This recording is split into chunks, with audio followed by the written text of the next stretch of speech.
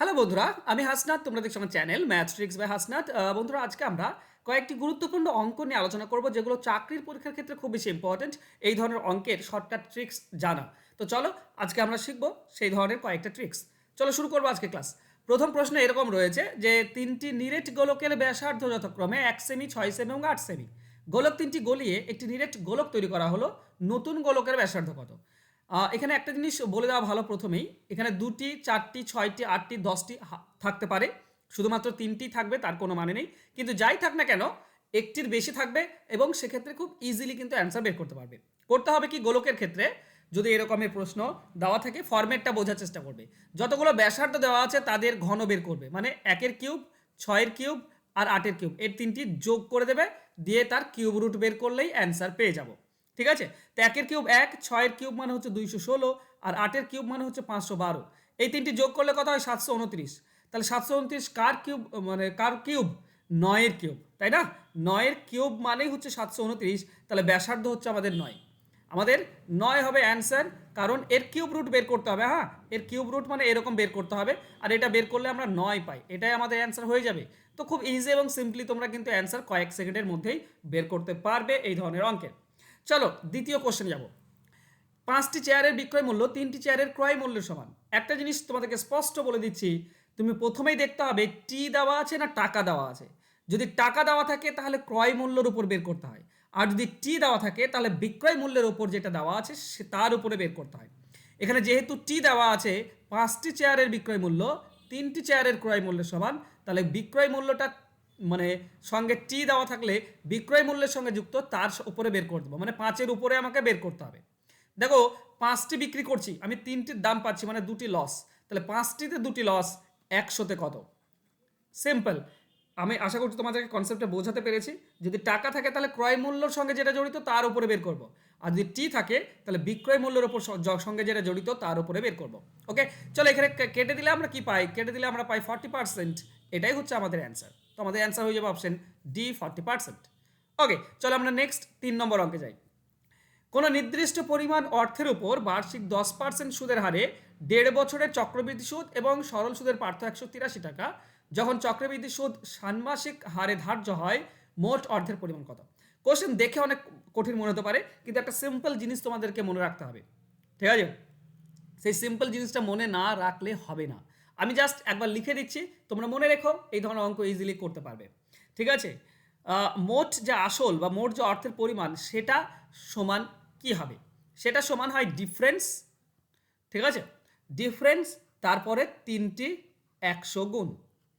Difference তারপর 3টি 100 গুণ। এটা প্রত্যেকবারই হয়। আর নিচে কি হবে? নিচে হবে যে আর দেওয়া থাকবে, সেই আর এর স্কোয়ার ইন্টু 300 প্লাস আর। বাস এতটুকু কাজ তোমাদেরকে করতে হবে, এটা শিখতে হবে, না হলে কিন্তু হবে না। এখন তোমাকে দেখো, ডিফারেন্স জানা আছে, পি এর মান বের করতে হবে, আর এর মানটা কত? দেখো, আর এর মানটা কত? এখানে আমি কেন এই ফর্মুলাটা লিখেছি সেটাও আমি তোমাদেরকে একটু ডিসকাস করছি। চলো, বলেছে কি ষান্মাসিক হারে, মানে 6 মাস 6 মাসে সুদ পাওয়া যায়। যদি 6 মাস অন্তর অন্তর সুদ পাওয়া যায়, তো 1.5 মাসে 3 বার সুদ পাওয়া যায়। তো 3 বার যদি বলে, ঠিক আছে, অনেক সময় 3 বছরের জন্য বলতে পারে, তো 3 বার যদি তুমি সুদ পাও তাহলে তোমাকে এই ফর্মুলা ইউজ করতে হবে। 2 বারের ক্ষেত্রে আলাদা ফর্মুলা। ঠিক আছে? আর সুদের হারটা দেখো, যেহেতু বার্ষিক 10%, মানে বছরে 10%, তাহলে 6 মাসে কত? 6 মাসে 5% সুদের হার।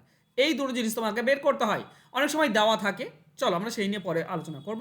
তাহলে তোমরা যদি মান বসিয়ে দাও তো অ্যান্সার পেয়ে যাবে। ডিফারেন্স হচ্ছে 183 ইন্টু 3টে 100 ডিভাইডেড বাই নিচে আর স্কোয়ার, মানে 5 স্কোয়ার 25, ইন্টু 300 প্লাস আর, মানে 300 প্লাস 5 অর্থাৎ 305। বাস এইটুকু কাজ তোমাদেরকে করতে হবে। চলো আমরা যদি 25 দিয়ে কেটে দিই, 25 আর 100 কাটলে 4, 5 দিয়ে কাটলে 20, এটা 5 দিয়ে কাটলে 5 6 30, 5 একে 5, 61, আর এটা 3 দিয়ে যাচ্ছে, তাহলে আমার পেয়ে যাচ্ছে আর কিছু নেই, 3 4 12, 12 2 24, 20তে একটা শূন্য আছে আর দুটি 100 শূন্য, বাস 24,000। তো অ্যান্সার হয়ে যাবে অপশন সি, 24,000। এবার এই জিনিসটা তোমাকে মুখস্থ করতে হবে। কম্পিটিটিভ এক্সামে তুমি নেমেছো, তাই তোমাকে করলে হবে না যে আমি মুখস্থ করতে পারবো না, মুখস্থ থাকবে না, এরকম তো বাহানা চলবে না। কারণ তুমি এমন একটা যুদ্ধে নেমেছো যেখানে তোমাকে মানে তলোয়ার চালাতেই হবে, যুদ্ধ তোমাকে করতেই হবে, ঢাল আর তলোয়ার নিয়ে তোমাকে নামতেই হবে। ওকে, চলো নেক্সট কোশ্চেনে যাই। দেখো, সেম অঙ্কই আমি আরেকটা নিয়েছি যাতে করে তোমাদের ধারণাটা আরেকটু স্পষ্ট হয়ে যায়।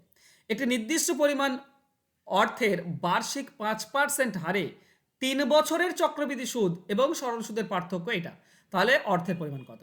এখানে বার্ষিক এটা বলা আছে, আর এর 3 বছর বলা আছে, মানে বছরে বছরে তো সুদের হার 5ই থাকবে, চেঞ্জ করার দরকার নেই। আর 3 বছর মানে 3 বার আমি সুদ পাবো। তাহলে সেম জিনিস কিন্তু এখানে অ্যাপ্লাই হবে। কী হবে আমি সরাসরি এবার করব।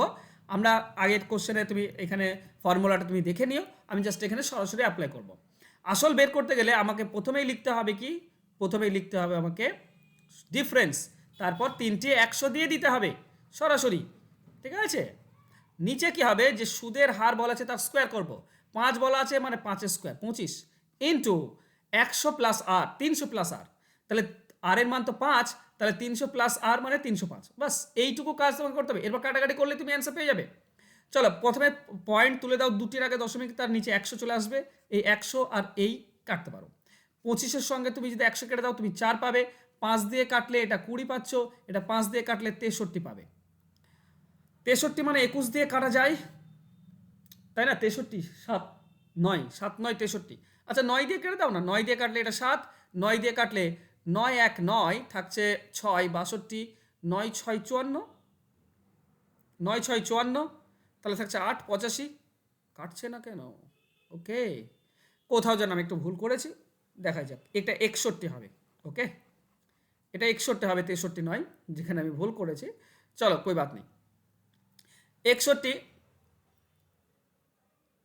ওকে, আমি একটু রিভাইজ করি, ঠিক আছে? একটু করে নিই আমি, কাটাকাটিটা যাতে তোমাদের প্রবলেম না হয় সেটা আমি বলি। দেখো, কাটবে তুমি নিজের মতে কাটবে, তোমার যেরকমভাবে ভালো লাগে তুমি সেই রকমভাবে কাটবে, কোনো সমস্যা নেই। কিন্তু একটা জিনিস ভালো করে বুঝে নাও, কেন আমি এটা আবার নতুন করে করছি। কারণ পয়েন্ট তুললে 100 আসবে, এই 100 কেটে দিলাম।